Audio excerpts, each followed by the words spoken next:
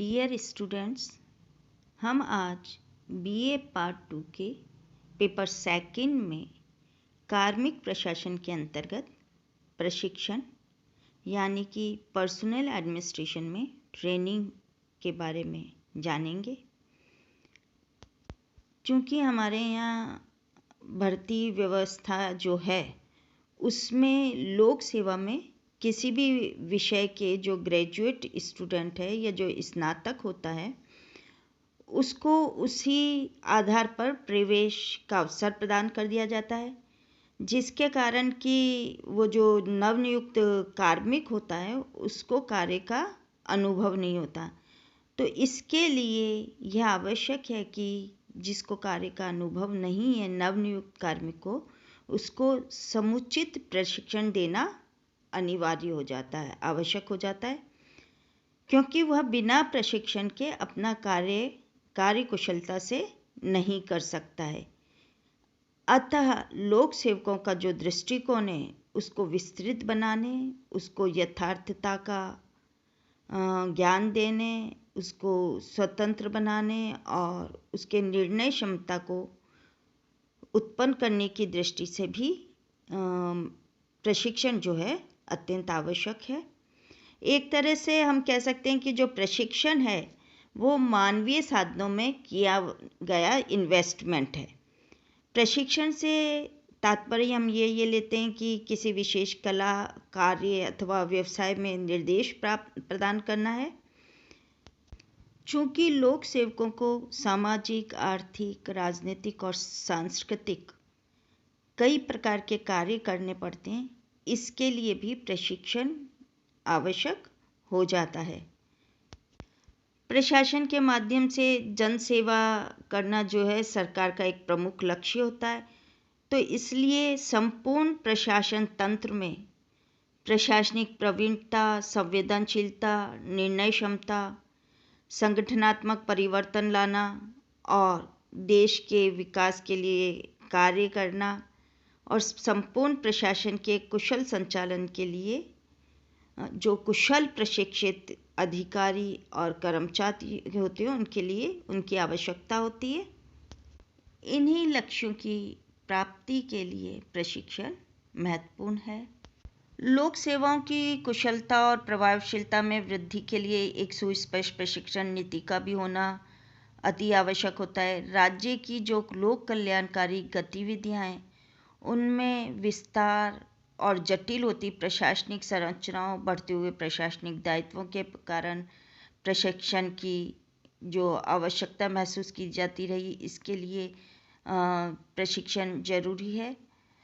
और विज्ञान और प्रौद्योगिकी के विकास के कारण भी प्रशिक्षण पद्धतियां भी प्रभावी और सरल होती जा रही हैं, किंतु लोक प्रशासन में मानवीय संवेदनाओं का ह्रास होना एक चिंतनीय विषय है। लेकिन प्रभावी प्रशिक्षण और अभिप्रेरणा में वृद्धि करके लोक सेवकों के मानवीय व्यवहार में भी सुधार लाया जा सकता है।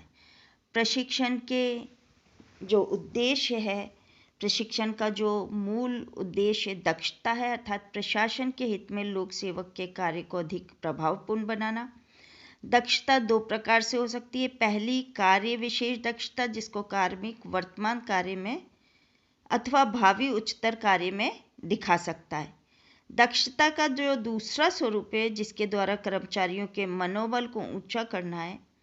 मनोबल के ऊंचा होने पर कार्मिक कार्य के प्रति सचेत रहता है और उसमें रुचि लेता है।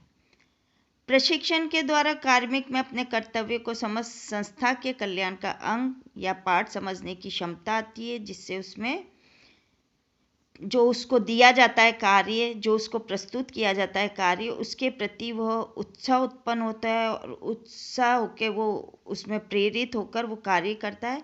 जब उसमें ये भाव आते हैं कि जो कुछ वह करता है वह लोक कल्याण के लिए की जाने वाली बड़ी सेवा का अंग है, तो अपना कार्य उसको अधिक मूल्यवान और महत्वपूर्ण लगने लगता है। इसके बाद वह अधिकाधिक परिश्रम करने लगता है। अतः प्रशिक्षण उच्च मनोबल का एक महत्वपूर्ण तत्व है। लोक सेवा के कुछ क्षेत्रों में प्रशिक्षण का बड़ा उद्देश्य ये होता है कि कार्य संपादन के क्षेत्र में सभी कार्मिकों में एक जैसा कौशल अथवा कार्यविधि उत्पन्न किए जाए। प्रशिक्षण के द्वारा कार्मिकों को इस योग्य बनाना कि वे बदलती हुई परिस्थितियों के अनुसार समाज के लिए कार्य कर सकें। कर्मचारियों में ऐसा कार्य कौशल तैयार करना जिस पर विश्वास किया जा सके, साथ ही कार्मिक अथवा लोक सेवक को समाज से समन्वित करना जिससे वे उदार एवं सजीव बने रहें और यंत्रवत व्यवहार न करें। उच्चतर कर्तव्यों व उत्तरदायित्वों के लिए उसमें क्षमता उत्पन्न करना और व्यक्तियों को प्रशिक्षित कर यह मूल भाव पैदा करना कि वे लोक सेवी हैं, न कि लोक स्वामी हैं। प्रशिक्षण के प्रकार को देखें तो कार्य करने के ढंग के अनुसार प्रशिक्षण के अनेक प्रकार होते हैं। प्रशिक्षण की कला जो काल अवधि है, जो समय है, प्रशिक्षण का काल, प्रशिक्षण कब दिया जाता है, सेवा के आरंभ में या मध्य में, कर्मचारी के मतलब की सेवा में आए हैं तभी प्रशिक्षण दिया जाए या कुछ समय कार्य करते हुए उसको आगे के समय में प्रशिक्षण दिया जाए, कर्मचारी के सेवा काल के किस स्तर पर प्रशिक्षण दिया गया है, संगठन के किस अभिकरण ने प्रशिक्षण दिया तथा प्रशिक्षण उद्देश्य, इन सभी के अनुसार प्रशिक्षण में भिन्नता होती है। प्रशिक्षण की आवश्यकता न केवल नए कर्मचारियों में कार्य के प्रति कौशल तथा रुझान उत्पन्न करने के लिए है, बल्कि राजकीय सेवा में कार्यरत कार्मिकों को भी परिवर्तित परिस्थितियों में प्रशिक्षण यानी कि सेवाकालीन प्रदान करना बहुत जरूरी है। तकनीकी क्षेत्रों जैसे चिकित्सा या इंजीनियरिंग में गहन तथा दीर्घावधि के प्रशिक्षण पाठ्यक्रम की आवश्यकता होती है, जबकि जो लिपिकीय कार्यों के लिए लघु प्रशिक्षण भी पर्याप्त होता है। प्रशिक्षण जो है मुख्य रूप से 3 प्रकार के हैं। सेवा से पूर्व अनिवार्य प्रशिक्षण, सेवा में चयन के समय प्रशिक्षण और सेवा में रहते हुए प्रशिक्षण। जो सेवा से पूर्व अनिवार्य प्रशिक्षण है वो तकनीकी क्षेत्रों में आवश्यक है, जैसे चिकित्सा, इंजीनियरिंग, फैशन डिज़ाइनिंग आदि। इन क्षेत्रों में नौकरी पाने से पूर्व उम्मीदवार को प्रशिक्षण प्राप्त करना आवश्यक है। दूसरे प्रकार का प्रशिक्षण जो है सेवा में चयन के समय प्रशिक्षण, ये IAS, IPS एवं RAS इत्यादि सेवाओं के लिए है। इन सेवाओं में चयन होते ही सफल प्रत्याशियों को ये प्रशिक्षण प्रदान किया जाता है। तृतीय प्रकार का प्रशिक्षण यानी कि सेवा में रहते हुए प्रशिक्षण सभी श्रेणी या क्षेत्रों के कार्मिकों के लिए होता है। ऐसा प्रशिक्षण 1-2 सप्ताह से लेकर कुछ माह का होता है, जो सेवा कार्मिकों को पदोन्नति के योग्य बनाने और उनमें परिवर्तित परिस्थितियों में क्या मतलब नया ज्ञान, नया कौशल तथा नई अभिवृत्तियां प्रदान करता है। भारत की लोक सेवाओं में सेवाकालीन प्रशिक्षण सुविधाएं बहुत कम है, लेकिन पिछले कुछ समय से इस दिशा में विशेष ध्यान दिया जाने लगा है। प्रशिक्षण की कई पद्धतियां या विधियां हैं। सामान्य व्याख्यान, समूह चर्चा, श्रव्य दृश्य साधनों का उपयोग, समस्या समाधान, व्यक्तिगत अध्ययन तथा संगोष्ठी विधि प्रमुख है। कार्य पर रहकर प्रशिक्षण विधि में प्रशिक्षण सबसे सफल रहता है, क्योंकि इस विधि में प्रशिक्षणार्थी को वास्तविक कार्य स्थल पर वह कार्य करना सिखाया जाता है जो उसे भविष्य में सेवा काल में करना है।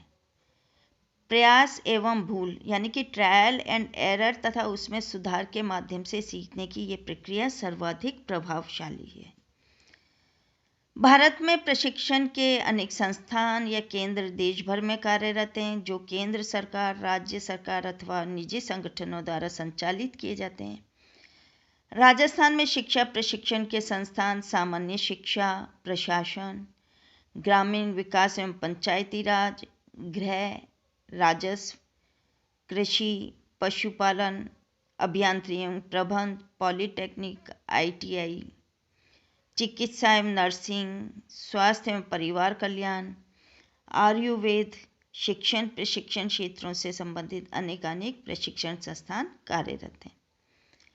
राज्य में कार्यरत इन प्रशिक्षण तथा शिक्षण संस्थानों द्वारा विभिन्न प्रकार के विषयों या क्षेत्रों में कई प्रशिक्षण पाठ्यक्रम आयोजित किए जाते हैं। इन संस्थानों द्वारा प्रदत्त प्रमाण पत्र, डिग्री या डिप्लोमा इत्यादि संबंधित क्षेत्र में रोजगार में सहायक सिद्ध होते हैं। साथ ही देखें तो अधिकांश कार्य क्षेत्रों में संबंधित क्षेत्र का तकनीकी प्रशिक्षण प्राप्त करना न्यूनतम और अनिवार्य है।